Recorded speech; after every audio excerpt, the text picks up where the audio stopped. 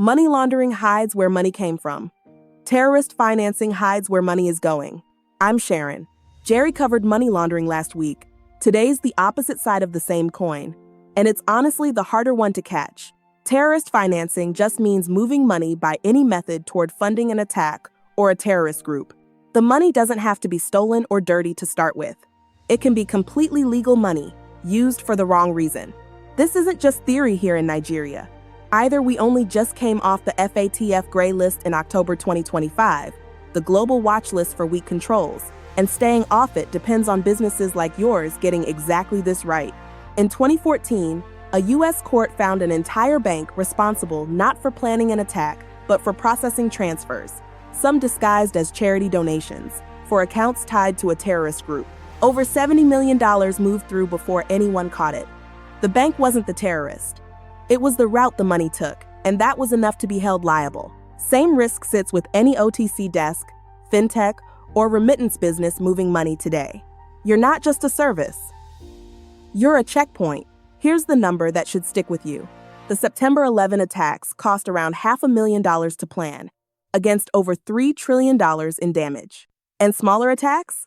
Some have been funded for a few $100s. So, small and frequent can matter more than large and rare. 3 ways this usually happens: cash, informal money networks, and charities or crowdfunding. Cash is still the most common because it leaves no trail. Informal money networks are trusted, person-to-person systems that move money without a bank, like Hawala, or contribution groups such as Isusu, Aho, or Adache here in Nigeria. These are completely normal and legitimate. They're just harder to trace if someone misuses them. And charities or crowdfunding can involve genuine donations being quietly redirected. None of these need dirty money to start. That's the whole problem. Let's see what that looks like on an actual desk. A wallet gets 12 small transfers over 3 weeks, from 12 different senders, each one too small to raise a flag on its own. Several senders are from a country known for terrorism financing risk. The customer says it's donations, but can't name the charity.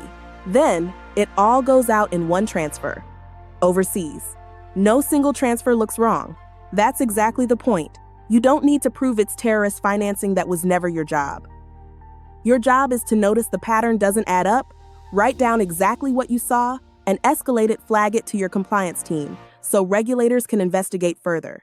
A few signs worth remembering: many small senders funneling into one account, transfers to or from higher risk countries, a charity nobody can properly explain, and a stated reason that doesn't match where the money's actually going.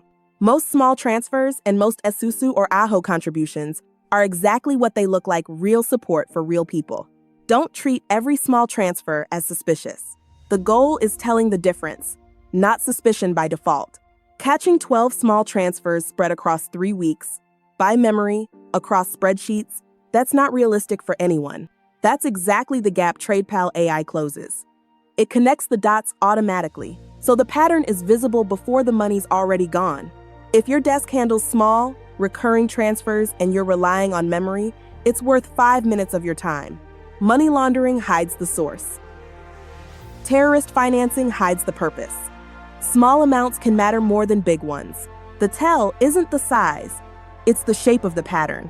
Tell me in the comments, which is harder to catch in your experience? Money laundering or terrorist financing?